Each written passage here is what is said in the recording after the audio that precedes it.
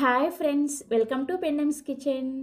ఈరోజు వీడియోలో మీరు ఎప్పుడు పూరీ చేసుకున్నా కానీ పూరీలు ఇలా బూరెల్లాగా పొంగాలన్నా, పూరీ కర్రీ చాలా టేస్టీగా కుదరాలన్నా చిన్న చిన్న టిప్స్తో వీడియోని క్లియర్గా చూపించబోతున్నాను. వీడియోని ఎక్కడ కూడా స్కిప్ చేయకుండా చివరి వరకు చూడండి. మీరు ఎప్పుడు పూరీ చేసినా కానీ ఇదే విధంగా ప్రిపేర్ చేస్తారు. పూరీ తుంచిన తర్వాత కూడా చూసారా, అణిగిపోకుండా ఎంత పర్ఫెక్ట్గా ఉందో. సో మీరు కూడా తప్పకుండా ఈ విధంగా పూరీ కర్రీని ఒక్కసారైనా సరే ట్రై చేసి చూడండి. చాలా చాలా టేస్టీగా ఉంటాయి. సో ఇక ఏమాత్రం ఆలస్యం చేయకుండా పర్ఫెక్ట్గా పూరీ కర్రీని ఎలా ప్రిపేర్ చేసుకోవచ్చో వీడియోలోకి వెళ్ళి చూసేయండి. ఫస్ట్ నేను పూరీలు పర్ఫెక్ట్గా రావడం కోసం పిండిని ఎలా కలుపుకోవాలో చూపిస్తాను. ఈ పూరీ పిండిని కలుపుకోవడం కోసం ఇలా ఒక మిక్సింగ్ బౌల్ని తీసుకొని అందులోకి 2 కప్పుల వరకు గోధుమ పిండిని వేసుకోండి. నేను ఇక్కడ ఆశీర్వాద్ మల్టీగ్రెయిన్ పౌడర్ని యూస్ చేస్తున్నాను. మీరు రెగ్యులర్గా యూస్ చేసుకునే ఏ గోధుమ పిండితో అయినా సరే ఇలా పూరీలను ప్రిపేర్ చేసుకోవచ్చు. నెక్స్ట్ ఇందులోకి 2 కప్పుల గోధుమ పిండికి అరకప్పు వరకు మైదాని వేసుకోండి. ఇలా మైదాని వేసుకోవడం వలన పూరీలు గట్టిగా లేకుండా చాలా సాఫ్ట్గా వస్తాయి అన్నమాట. తర్వాత ఇందులోకి పూరీ అనేది ఎక్కువసేపు పొంగి అలానే ఉండడం కోసం 2 కప్పుల గోధుమ పిండికి 2 టేబుల్ స్పూన్ల దాకా బొంబాయి రవ్వని వేసుకోండి. దీన్నే ఉప్మా రవ్వ, సూజీ అని కూడా అంటారు. నెక్స్ట్ ఇందులోనే రుచికి సరిపడా ఉప్పుని అండ్ 1.5 టేబుల్ స్పూన్ల వరకు నూనెని వేసుకోండి. తర్వాత పూరీ అనేది మంచి రంగులో రావడం కోసం ఇందులోకి 1/2 టేబుల్ స్పూన్ దాకా చక్కెరని వేసుకోండి. ఇలా చక్కెర వేసుకోవడం వలన పూరీ మనకి మంచి రంగులో వస్తుంది, అలాగే చాలా టేస్టీగా కూడా ఉంటుంది అనమాట. మీకు ఒకవేళ వద్దు అనుకుంటే ఈ చక్కెర వేసుకోవడాన్ని స్కిప్ చేసేయచ్చు. సో ఇవన్నీ వేసుకున్న తర్వాత ఫస్ట్ నీళ్ళేమీ వేసుకోకుండా ఈ నూనె, రవ్వ, ఉప్పు ఇవన్నీ కూడా పిండిలో కలిసేటట్లుగా చేత్తోనే బాగా రబ్ చేస్తున్నట్లుగా కలుపుకోండి. ఫస్ట్ ఇలా పిండి మొత్తం కూడా కలుపుకున్న తర్వాత ఇప్పుడు ఇందులోకి 1 కప్పు వరకు కొద్దిగా గోరువెచ్చగా ఉండే నీళ్ళని వేసుకోవాలి. చల్లటి నీళ్ళని కాకుండా, అలాగే మరీ వేడిగా ఉండే నీళ్ళని కాకుండా కొంచెం గోరువెచ్చగా ఉండే నీళ్ళని వేసుకొని ఈ పిండిని ప్రిపేర్ చేసుకోవడం వలన మనకి పూరీలు అనేది చాలా సాఫ్ట్గా వస్తాయి అనమాట. మీరు చేత్తో తాగగలిగే అంత వేడిగా ఉండే నీళ్ళని వేసుకోవాలన్నమాట. సో నేను ఇక్కడ 2 కప్పుల గోధుమ పిండి అలాగే అరకప్పు మైదా పిండి వేసుకున్నాను కదా. ఇక్కడ నేను 1 కప్పు నీళ్ళని యూస్ చేస్తున్నాను. మీరు తీసుకునే పిండి క్వాలిటీని బట్టి నీళ్ళు అనేది ఆధారపడతాయి అన్నమాట. ఒక్కొక్కసారి 1/4 కప్పు నీళ్ళే సరిపోవచ్చు, ఒక్కొక్కసారి 1.5 కప్పుల నీళ్ళు కూడా పట్టవచ్చు అనమాట. నీళ్ళు అనేది మీరు చూసుకుంటూ పిండిని కలుపుకోవాలన్నమాట. సో ఇక నేను మీకు పిండి కలిపిన తర్వాత పర్ఫెక్ట్గా రెడీ అయిందో లేదో ఎలా చెక్ చేసుకోవాలో చూపిస్తున్నాను చూడండి. మనం పిండి కలిపిన చెయ్యి అలాగే పిండి కలుపుకున్న గిన్నె రెండూ కూడా ఇలా క్లీన్గా ఉండాలన్నమాట. అప్పుడే మీరు పిండిని పర్ఫెక్ట్గా రెడీ చేసుకున్నారని అర్థం. ఎక్కడా కూడా పిండి అనేది లేకుండా ఇలా క్లీన్గా ఉంటే మీరు పిండిని పర్ఫెక్ట్గా రెడీ చేసుకున్నారని అర్థం. అలాగే పిండి చూసారా, ఇలా కొద్దిగా సాఫ్ట్గానే ప్రిపేర్ చేసుకోవాలన్నమాట. సో ఇలా పిండి కలిపిన తర్వాత పిండి అనేది ఆరిపోకుండా ఉండడం కోసం దీని మీద 1 టీ స్పూన్ దాకా నూనెని రాసుకోండి. ఇలా నూనెని రాసేసుకొని అప్పుడు మూత పెట్టేసుకొని ఈ పిండిని ఒక 20 నిమిషాల పాటు పక్కన పెట్టుకోవాలి. అంతకన్నా ఎక్కువసేపు పిండిని నానబెట్టుకున్నారంటే పూరీలు అనేది సరిగా పొంగకుండా పిండి ఎక్కువసేపు నానిపోయి మెత్తగా అయిపోయి పూరీలు అణిగిపోతాయి అన్నమాట. అందుకని పూరీ పిండిని మాత్రం ఎక్కువసేపు పక్కన పెట్టకూడదు. కలిపిన తర్వాత ఒక 20 నిమిషాల తర్వాత మనం పూరీలను ప్రిపేర్ చేసేసుకోవచ్చు. సో పిండి నానేలోపు మీకు నేను పర్ఫెక్ట్గా పూరీ కర్రీని ఎలా ప్రిపేర్ చేసుకోవాలో చూపిస్తాను. ఈ కర్రీని ప్రిపేర్ చేసుకోవడం కోసం ఫస్ట్ ఇలా ఒక చిన్న గిన్నెని తీసుకొని అందులోకి 1.5 టేబుల్ స్పూన్ల దాకా శనగపిండిని వేసుకోండి. నెక్స్ట్ ఇందులోనే ఒక అరకప్పు వరకు నీళ్ళని వేసుకొని ఈ శనగపిండిని ఉండలు లేకుండా స్పూన్తో బాగా కలుపుకోండి. ఉండలు అనేది ఎక్కడా లేకుండా చూసారా, ఇలా పర్ఫెక్ట్గా ఈ శనగపిండి నీళ్ళని రెడీ చేసుకోవాలి. ఇలా రెడీ చేసుకున్న శనగపిండి నీళ్ళని రెడీగా పక్కన పెట్టుకోండి. నెక్స్ట్ స్టవ్ ఆన్ చేసి ఇలా ఒక కడాయిని పెట్టుకొని అందులోకి 2 టీ స్పూన్ల దాకా నూనెని వేసుకొని వేడి చేసుకోండి. నూనె వేడైన తర్వాత ఇందులోకి 1/2 టీ స్పూన్ చొప్పున ఆవాలు, మినపగుళ్ళు, పచ్చిశనగపప్పు అండ్ జీలకర్రని వేసుకోండి. ఒక్కొక్కటి 1/2 టీ స్పూన్ చొప్పున వేసుకొని వీటిని లో ఫ్లేమ్లోనే కలుపుకుంటూ 1 నిమిషం పాటు ఫ్రై చేసుకోండి. సో మనకి పోపు దినుసులు కొంచెం ఫ్రై అయిన తర్వాత ఇందులోకి సన్నగా కట్ చేసిన 1 ఇంచు వరకు అల్లం ముక్కల్ని వేసుకోండి. నెక్స్ట్ ఇందులోనే ఒక 3 నుంచి 4 వరకు పచ్చిమిర్చిని కూడా ఇలా ముక్కలుగా కట్ చేసుకొని వేసుకోండి. తర్వాత ఒక రెమ్మ కరివేపాకు 2 మీడియం సైజులో ఉండే ఉల్లిపాయల్ని ఇలా పొడవుగా స్లైసెస్ లాగా కట్ చేసుకొని వేసుకోండి. నెక్స్ట్ ఇందులోనే ఒక మీడియం సైజ్ క్యారెట్ని కూడా ఇలా కొంచెం చిన్న ముక్కలుగా కట్ చేసుకొని వేసుకొని, ఇందులోనే రుచికి సరిపడా ఉప్పును కూడా వేసేసుకొని, ఇవన్నీ కూడా ఒకసారి బాగా కలిపేసుకొని వీటిని లో టు మీడియం ఫ్లేమ్లో కలుపుకుంటూ ఒక 2-3 నిమిషాల పాటు ఫ్రై చేసుకోండి. మనకి ఈ ఉల్లిపాయ రెబ్బలు అనేది సపరేట్ అయ్యేంత వరకు కలుపుకుంటూ ఫ్రై చేసుకోవాలన్నమాట. సో ఉల్లిపాయ రెబ్బలు చూసారా ఇలా సపరేట్ అయిపోయిన తర్వాత ఇందులోకి ఒక పావు టీ స్పూన్ దాకా పసుపును కూడా వేసుకొని ఒకసారి బాగా కలుపుకోండి. సో పసుపును కూడా వేసుకొని కలుపుకున్న తర్వాత ఇప్పుడు ఇందులోకి ఒక అరకప్పు వరకు నీళ్ళను వేసుకొని కలుపుకోండి. ఇలా నీళ్ళని వేసుకొని బాగా కలుపుకున్న తర్వాత మూత పెట్టేసి ఈ ఉల్లిపాయ క్యారెట్ మెత్తబడేంత వరకు మంటని లో టు మీడియంకి అడ్జస్ట్ చేసుకుంటూ వీటిని ఉడికించుకోవాలి. జస్ట్ ఒక 2-3 నిమిషాలకే మనకి ఇవి చూసారా క్యారెట్ ఇలా కొంచెం మెత్తబడిపోయి ఉంటుందన్నమాట. ఇంత ఉడికితే సరిపోతుంది. ఇప్పుడు ఇందులోకి నేను ఇక్కడ ముందుగానే 2 బంగాళాదుంపల్ని ఉడికించి పైన పొట్టు తీసేసి ఇలా మ్యాష్ చేసుకొని పెట్టుకున్నాను. ఆ బంగాళదుంప ముక్కల్ని ఇందులోకి వేసుకోండి. ఇలా బంగాళదుంపని వేసుకొని ఒకసారి బాగా కలిపేసుకొని నెక్స్ట్ మరొక అరకప్పు వరకు నీళ్ళను వేసుకొని ఒకసారి బాగా కలుపుకోండి. కలుపుకున్న తర్వాత మూత పెట్టేసి ఈ బంగాళదుంపలను కూడా ఒక 2-3 నిమిషాల పాటు మీడియం ఫ్లేమ్లో ఉడికించుకోవాలి. సో ఒక 2-3 నిమిషాల తర్వాత మూత తీసి మీకు చూపిస్తున్నాను చూసారా మనకి కర్రీ అనేది ఇలా తుకతుకా ఉడుకుతూ ఉంటుంది. ఇప్పుడు ఇందులోకి మనం ముందుగా కలిపి పెట్టుకునే శనగపిండి నీళ్ళు ఉన్నాయి కదా, ఆ శనగపిండి నీళ్ళని మళ్ళీ ఒకసారి బాగా కలుపుకొని అప్పుడు ఈ కర్రీలోకి యాడ్ చేసుకోండి. మీరు డైరెక్ట్గా అలా వేసేసారనుకోండి ఈ శనగపిండి నీళ్ళకి అడుగు భాగానికి వెళ్ళిపోయి నీళ్ళు పైన ఉంటాయి. అందుకని కర్రీలో వేసుకోబోయే ముందు ఒకసారి కలుపుకొని అప్పుడు ఈ శనగపిండి నీళ్ళని ఈ కర్రీలోకి వేసుకోండి. ఇలా శనగపిండి నీళ్ళని వేసుకున్న తర్వాత కంటిన్యూగా కలుపుకుంటూ మంటని లో టు మీడియంకి అడ్జస్ట్ చేసుకుంటూ ఈ శనగపిండి అనేది చక్కగా ఉడికేంత వరకు ఒక 2-3 నిమిషాల పాటు దగ్గరే ఉండి కలుపుకుంటూ ఉడికించుకోవాలి. సో ఒక 2-3 నిమిషాలకి శనగపిండి చక్కగా ఉడికిపోయి ఉంటుంది. కర్రీ కూడా చూసారా ఇలా కొంచెం చిక్కపడుతుంది అనమాట. ఇప్పుడు ఇందులోకి చివరగా సన్నగా తరిగిన కొత్తిమీర కూడా కొద్దిగా వేసుకొని కలిపేసుకొని స్టవ్ ఆఫ్ చేసేసి దీన్ని రెడీగా పక్కన పెట్టేసుకోండి. కర్రీ కన్సిస్టెన్సీ చూసారా మనకి ఈ విధంగానే ఉండాలన్నమాట.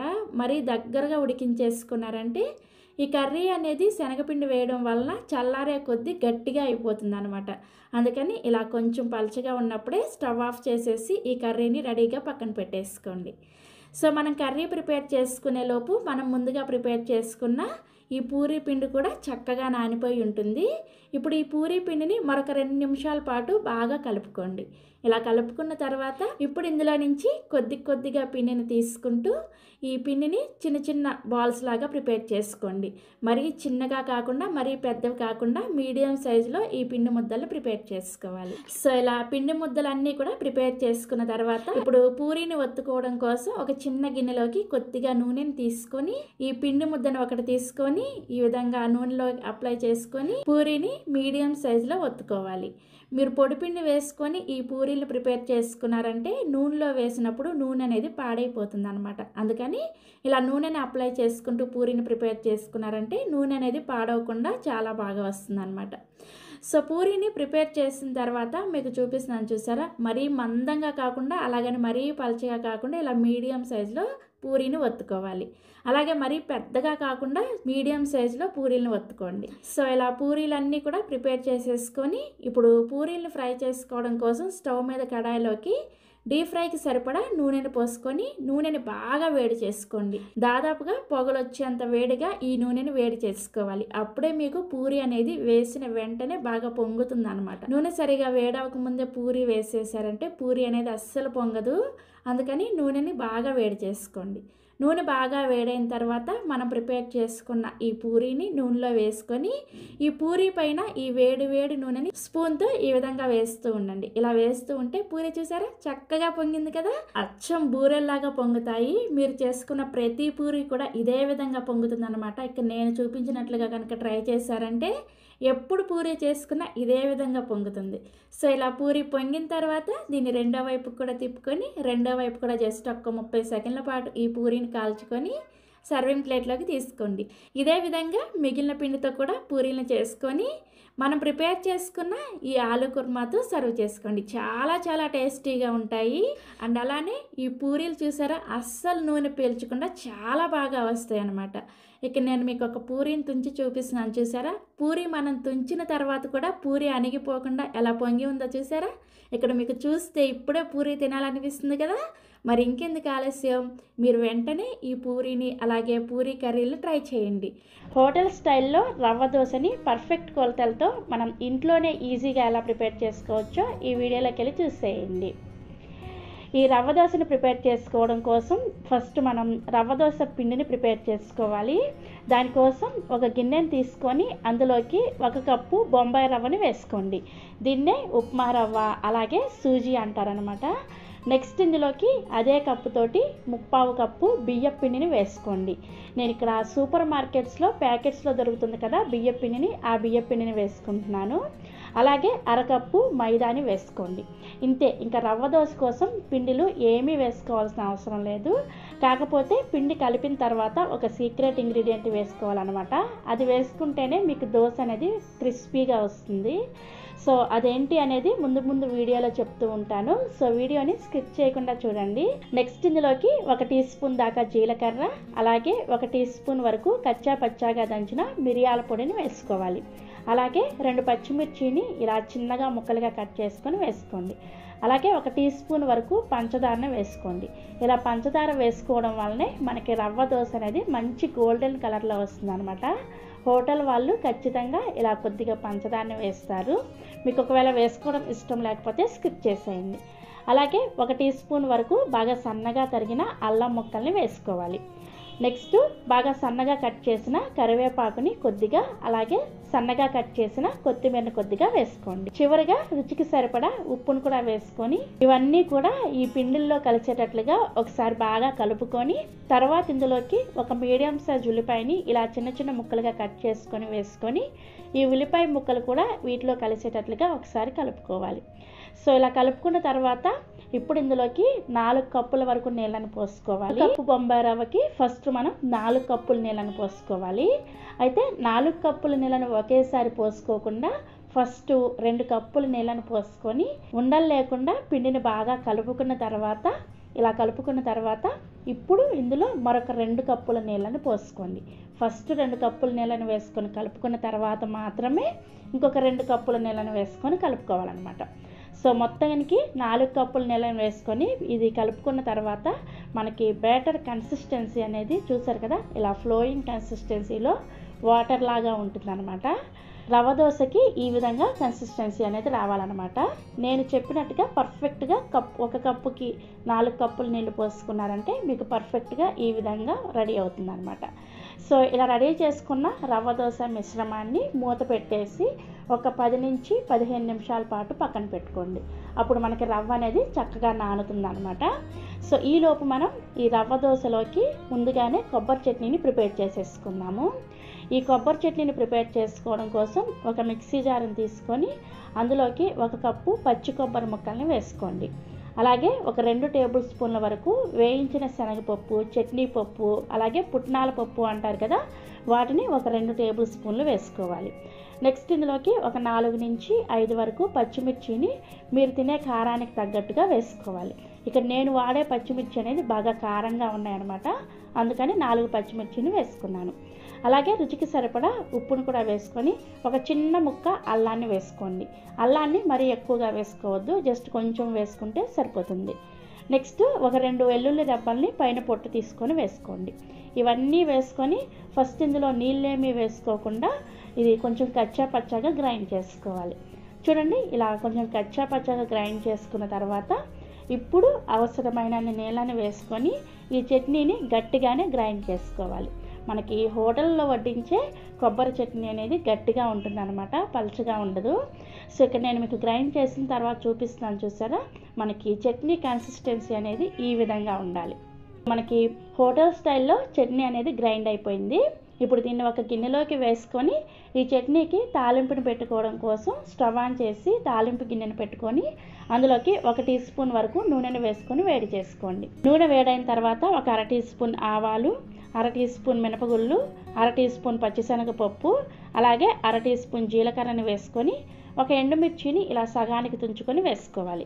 అలాగే ఒక రెమ్మ కరివేపాకును కూడా వేసుకొని ఈ తాలింపుని లో ఫ్లేమ్లోనే చక్కగా ఫ్రై చేసుకొని, ఈ తాలింపు ఇలా చక్కగా ఫ్రై అయిన తర్వాత మనం ముందుగా గ్రైండ్ చేసుకున్న కొబ్బరి చట్నీలో వేసుకొని కలుపుకున్నారంటే మనకి హోటల్ స్టైల్లో టేస్టీగా కొబ్బరి చట్నీ అనేది రెడీ అయిపోతుంది.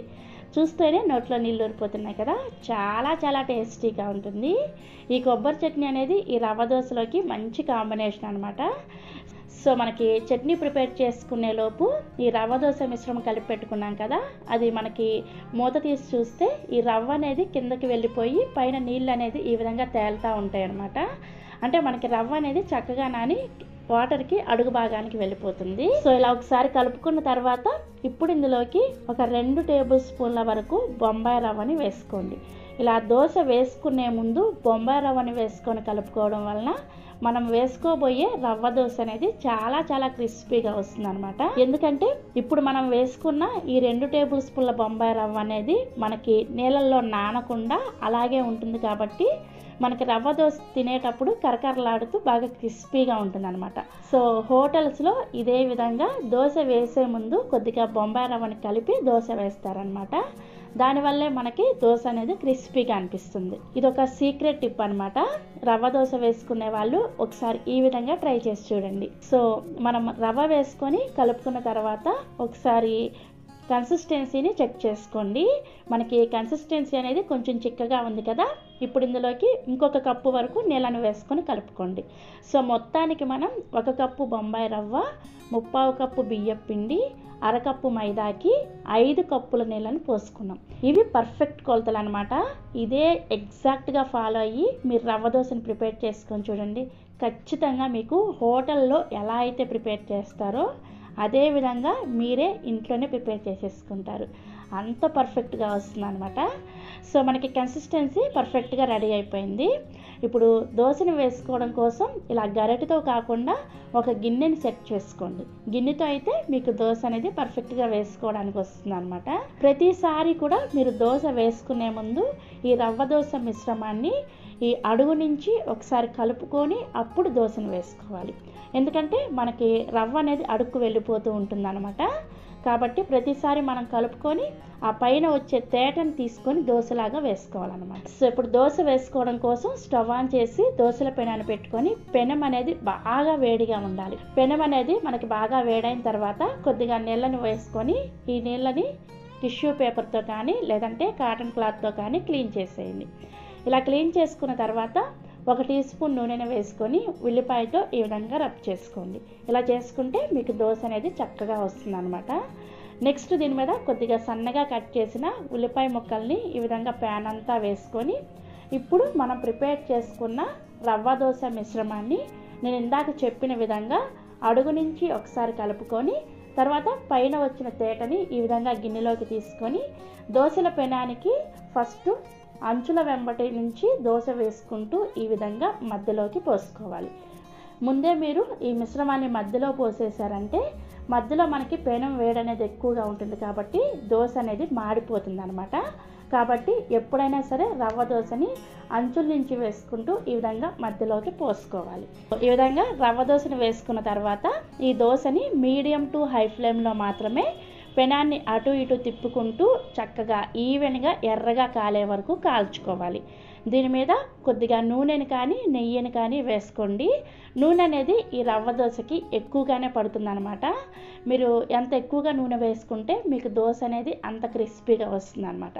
సో ఇలా చక్కగా నూనె వేసుకొని పెనాన్ని అటు ఇటు తిప్పుకుంటూ ఈ వీడియోలో చూపిస్తున్న విధంగా ఇలా దోశ ఎర్రగా కాలిన తర్వాత దీన్ని మధ్యలోకి ఫోల్డ్ చేసుకోవడమే. దోశ చూసారా మంచి రంగులో క్రిస్పీగా ఎంత చక్కగా వచ్చిందో. ఇలా దోశని వేసుకొని సర్వింగ్ ప్లేట్లోకి తీసుకొని మనం ప్రిపేర్ చేసి పెట్టుకున్న కొబ్బరి చట్నీతో సర్వ్ చేసుకోండి. చాలా టేస్టీగా ఉంటుంది. ఇదే విధంగా మిగిలిన పిండితో కూడా దోశలు వేసుకోండి. అయితే దోశలు వేసుకునే కొద్దీ మనకి ఈ దోశల పిండి మిశ్రమం అనేది చిక్కబడుతూ ఉంటుందన్నమాట. అప్పుడు కొద్దిగా నీళ్లు వేసుకుంటూ కన్సిస్టెన్సీని అడ్జస్ట్ చేసుకుంటూ దోశలు వేసుకోండి. సో సో ఇలా దోశలు వేసుకొని ఈ కొబ్బరి చట్నీతో తింటూ ఉంటే చాలా చాలా టేస్టీగా ఉంటుంది. మీకు అచ్చం హోటల్లో తిన్న ఫీలింగ్ అనేది ఇంట్లోనే వచ్చేస్తుంది. ఈ చిట్టి చిట్టి పునుగుల్ని అలాగే చట్నీని ఎలా ప్రిపేర్ చేసుకోవచ్చో వీడియోలోకి వెళ్ళి చూసేయండి.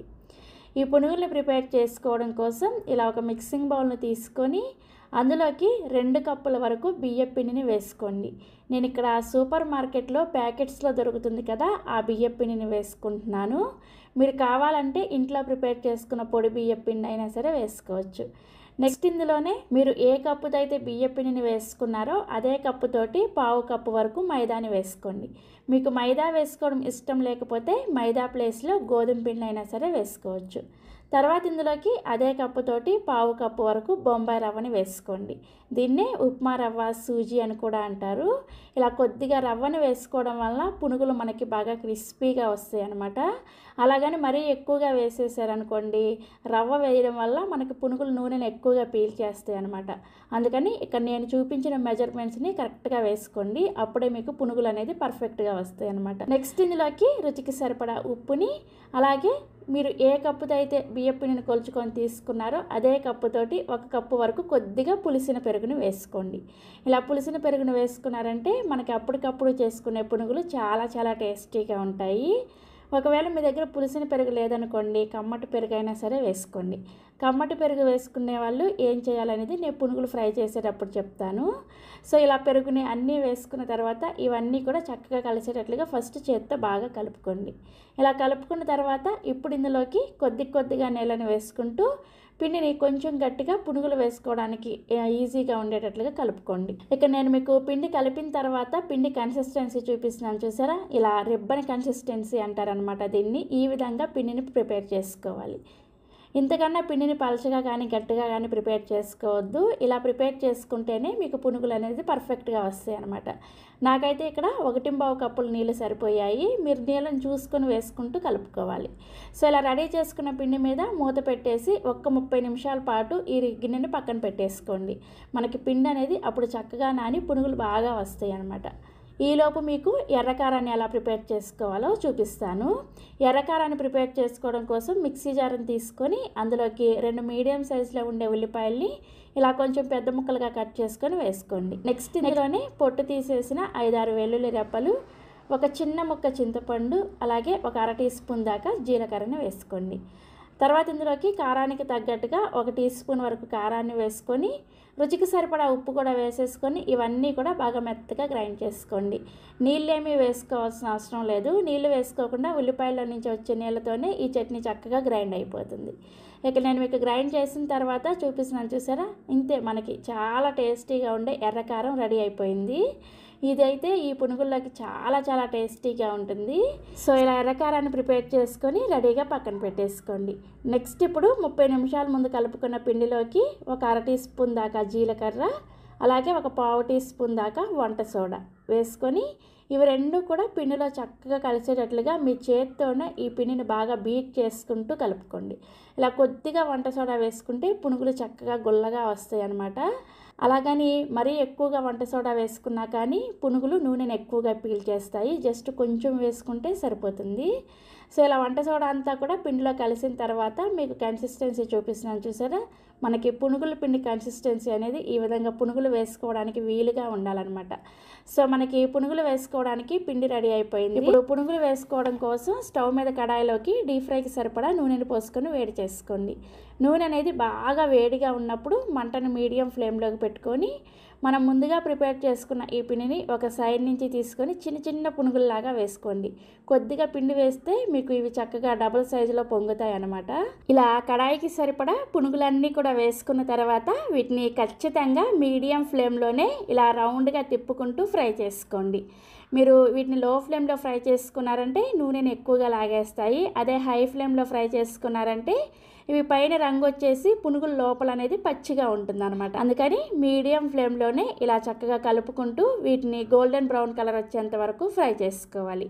ఇందాక నేను పుల్లటి పెరుగు కాకుండా కమ్మటి పెరుగు వేసుకునే వాళ్ళు ఏం చేయాలో చెప్తానని చెప్పాను కదా, పుల్లటి పెరుగు లేని వాళ్ళు కమ్మటి పెరుగు వేసుకొని పిండిని కలుపుకుంటే ఒక 3-4 గంటల సేపు పిండిని పక్కన పెట్టేసుకోండి. అప్పుడు మీకు పిండి పులిసి పునుగులు టేస్టీగా ఉంటాయి అన్నమాట. లేదు మాకు అంత టైం లేదు అనుకుంటే పిండిలో కమ్మటి పెరుగు వేసేసుకొని ఒక 2-3 చుక్కల వరకు నిమ్మరసాన్ని వేసుకోండి. అప్పుడు కూడా మీకు పునుగులు అనేది చాలా బాగా వస్తాయి. లేదంటే మీరు ఉదయం పూట టిఫిన్లోకి ప్రిపేర్ చేసుకోవాలనుకుంటే ముందు రోజు నైటే పిండిని కలిపేసుకొని పెట్టుకోవచ్చు, అలా కూడా చేసుకోవచ్చు. లేదు ఈవినింగ్ టైంలో మీకు స్నాక్స్గా ప్రిపేర్ చేసుకోవాలనుకుంటే ఆఫ్టర్నూన్ టైంలో పిండిని కలిపేసుకొని పెట్టుకోవచ్చు. అప్పుడు పిండి చక్కగా పులిసి పునుగులు బాగా వస్తాయి అన్నమాట. అదే బాగా పులిసిన పెరుగుని వేసుకుంటే మీరు వెంటనే కూడా పునుగులు వేసేసుకోవచ్చు. సో ఇలా చక్కగా పునుగులన్నీ కూడా చక్కగా గోల్డెన్ బ్రౌన్ కలర్లో ఫ్రై అయిన తర్వాత వీటిని ఒక జాలి గరిటెలో వేసుకొని నూనె అంతా కూడా ఇలా వడారు చేసుకొని ఈ పునుగుల్ని సర్వింగ్ ప్లేట్లోకి తీసుకోండి. ఇదే విధంగా మిగిలిన పిండితో కూడా ఇదే ప్రాసెస్లో పునుగులు వేసేసుకోండి. చెప్పాను కదా ముందుగానే, పునుగులు ఖచ్చితంగా మీడియం ఫ్లేమ్లోనే చక్కగా ఈ విధంగా ఫ్రై చేసేసుకొని సర్వింగ్ ప్లేట్లోకి తీసుకొని మనం ముందుగా ప్రిపేర్ చేసుకున్న ఈ ఎర్ర కారంతో అలాగే ఉల్లిపాయ ముక్కలతో ఈ పునుగుల్ని ఒక్కసారి తిని చూడండి. నిజంగా చాలా చాలా టేస్టీగా ఉంటాయి. ఒక్కసారి కనుక ఈ బియ్యపిండి పునుగులు టేస్ట్ చేశారంటే ఖచ్చితంగా వారంలో ఒక్కరోజైనా సరే మళ్ళీ మళ్ళీ తినాలనిపిస్తుంది, అంత టేస్టీగా ఉంటాయి. ఇక్కడ మీకు నేను ఒకటి చూపిస్తాను చూసారా, పైన క్రిస్పీగా లోపల చక్కగా గుల్లగా ఎంత బాగున్నాయో కదా. నిజంగా తింటూ ఉంటే అలా వెళ్ళిపోతూ ఉంటాయి, చాలా చాలా టేస్టీగా ఉంటాయి. తప్పకుండా మీరు కూడా ఈ బియ్యపిండి పునుగుల్ని ఒక్కసారైనా సరే ట్రై చేసి చూడండి. ఈ ఇన్స్టంట్ ఇడ్లీని అలాగే చట్నీని ఎలా ప్రిపేర్ చేసుకోవచ్చో ఈ వీడియోలోకి వెళ్ళి చూసేయండి. ఫస్ట్ ఇడ్లీ పిండిని ప్రిపేర్ చేసుకోవడం కోసం ఇలా ఒక గిన్నెని తీసుకొని అందులోకి 1 కప్పు వరకు బొంబాయి రవ్వని వేసుకోండి. దీన్నే ఉప్మా రవ్వ, సూజీ అని కూడా అంటారు. మీకు ఇలా బొంబాయి రవ్వ వేసుకోవడం ఇష్టం లేకపోతే దీని ప్లేస్లో కడిగిన ఇడ్లీ రవ్వని కానీ లేదంటే గోధుమ రవ్వని కానీ వేసుకోవచ్చు. అలాగే మీరు తీసుకునే రవ్వ అనేది మరీ లావుగా ఉండేది కాకుండా కొంచెం సన్నగా ఉండే రవ్వను వేసుకోండి. నెక్స్ట్ ఒక మిక్సీ జార్ని తీసుకొని అందులోకి ఒక మీడియం సైజులో ఉండే ఉడికించిన బంగాళదుంపని పైన తొక్క తీసేసి ఈ బంగాళదుంపని కొంచెం రఫ్గా ముక్కలుగా కట్ చేసేసుకొని మిక్సీ జార్లోకి వేసుకోండి. తర్వాత ఇందులోకి మీరు ఏ కప్పుతో అయితే రవ్వను తీసుకున్నారో అదే కప్పుతోటి 1 కప్పు వరకు పుల్లటి పెరుగుని వేసుకోండి. మీ దగ్గర ఒకవేళ పుల్లటి పెరుగు లేకపోతే కమ్మటి పెరుగు అయినా సరే వేసుకోవచ్చు. కమ్మటి పెరుగు వేసుకున్న వాళ్ళు ఏం చేయాలనేది ఇడ్లీని ఉడికించేటప్పుడు చెప్తాను. అలాగే 1 ఇంచు దాకా అల్లాన్ని తీసుకొని పైన పొట్టు తీసేసుకొని వేసుకోండి. నెక్స్ట్ ఇందులోకి 2 లేదా 3 పచ్చిమిర్చిని ఇలా ముక్కలుగా కట్ చేసుకొని వేసుకోండి. చివరిగా రుచికి సరిపడా ఉప్పును కూడా వేసేసుకొని ఈ బంగాళదుంపని బాగా మెత్తగా ఎక్కడ కూడా ముక్కలు గడ్డలు లేకుండా ఉండేటట్లుగా బాగా మెత్తగా గ్రైండ్ చేసుకోండి.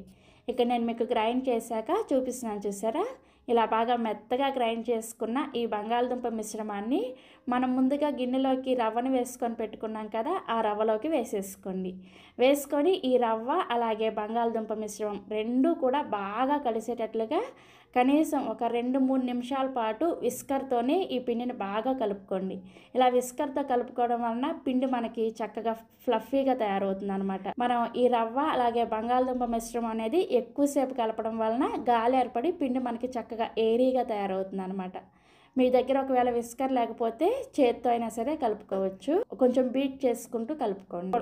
సో మనం ఇన్స్టెంట్గా ప్రిపేర్ చేసుకునే ఈ రవ్వ ఇడ్లీలో ఇలా ఉడికించిన బంగాళదుంపని వేసుకోవడం వలన మనకి ఇడ్లీ అనేది చాలా ఫ్లఫీగా వస్తాయి. అంతేకాకుండా ఇడ్లీ చల్లారిన తర్వాత కూడా గట్టిగా అవ్వకుండా మాయిశ్చర్గా చాలా బాగుంటాయి అన్నమాట. వేడి మీద తినాలనేం లేదు, చల్లారిన తర్వాత కూడా ఈ ఇడ్లీ చాలా బాగుంటాయి అన్నమాట ఈ బంగాళదుంప వేయడం వలన. సో ఒక 2 నిమిషాల పాటు పిండిని కలిపిన తర్వాత చూపిస్తున్నాను చూసారా, పిండి మనకి చక్కగా ఇలా ఫ్లఫీగా తయారవుతుంది అనమాట. ఇలా కలుపుకున్న పిండి మీద మూత పెట్టేసి ఒక 15 నిమిషాల పాటు ఈ పిండిని రెస్ట్ ఇవ్వండి. ఈలోపు మీకు నేను చట్నీని ఎలా ప్రిపేర్ చేసుకోవాలో చూపిస్తాను. చట్నీని ప్రిపేర్ చేసుకోవడం కోసం ఒక మిక్సీ జార్ని తీసుకొని అందులోకి వేయించిన పల్లీలని ఒక 1/2 కప్పు వరకు పొట్టు తీసుకొని వేసుకోండి. మీరు ముందుగానే పల్లీలు వేయించి పెట్టుకున్నారంటే ఈ చట్నీని చాలా సింపుల్గా ప్రిపేర్ చేసేసుకోవచ్చు. తర్వాత ఇందులోకి అదే కప్పుతోటి 1/2 కప్పు వరకు పుట్నాల పప్పుని వేసుకోండి. వీటిని వేయించిన శనగపప్పు అలాగే చట్నీ పప్పు కూడా అంటారు. పల్లీలు ఎన్ని వేసుకున్నారో అదేవిధంగా సమానంగా ఇలా పుట్నాల పప్పుని వేసుకోవాలి. నెక్స్ట్ ఇందులోనే మీరు తినే కారానికి తగ్గట్టుగా 2 లేదా 3 పచ్చిమిర్చిని వేసుకోండి. ఈ పచ్చిమిర్చి కారం ఎక్కువగా ఉంటాయి, అందుకని నేను కొంచెం తక్కువగానే వేసుకున్నాను. తర్వాత ఇందులోకి ఒక చిన్న ముక్క చింతపండుని వేసుకోండి. చింతపండుని మరీ ఎక్కువగా వేసుకోకూడదు. అలాగే రుచికి సరిపడా ఉప్పును కూడా వేసేసుకొని ఈ చట్నీని గ్రైండ్ చేసుకోవడానికి అవసరమైనన్ని నీళ్ళని పోసుకొని ఈ చట్నీని బాగా మెత్తగా గ్రైండ్ చేసుకోండి. సో చూసారా, ఇలా చట్నీని బాగా మెత్తగా గ్రైండ్ చేసేసుకొని ఈ చట్నీని ఒక గిన్నెలోకి వేసుకొని మీరు రెగ్యులర్గా ప్రతి చట్నీకి కూడా ఎలా అయితే తాలింపు పెట్టుకుంటారో అదే విధంగా తాలింపు పెట్టేసుకొని ఈ చట్నీలో వేసుకొని కలుపుకోండి. 1 టీ స్పూన్ నూనెలో పోపు దినుసులు వేసేసుకొని ఎండుమిర్చి కరివేపాకు కూడా వేసేసి ఫ్రై చేసేసుకొని వేసుకుంటే సరిపోతుంది. సో మనకి సింపుల్గా చేసుకునే చట్నీ రెడీ అయిపోయింది. చాలా చాలా టేస్టీగా ఉంటుంది. సో 15 నిమిషాల తర్వాత మూత తీసేసి మనం ముందుగా కలుపుకున్న పిండిని చూపిస్తున్నాను చూడండి. ఇది కొంచెం రవ్వ అనేది నీళ్ళని పీల్చుకొని గట్టిపడి ఉంటుంది అనమాట పిండి అనేది. సో ఇప్పుడు ఇందులోకి ఒక 2 నుంచి 3 టేబుల్ స్పూన్ల వరకు నీళ్ళని వేసుకొని పిండిని కలుపుకోండి.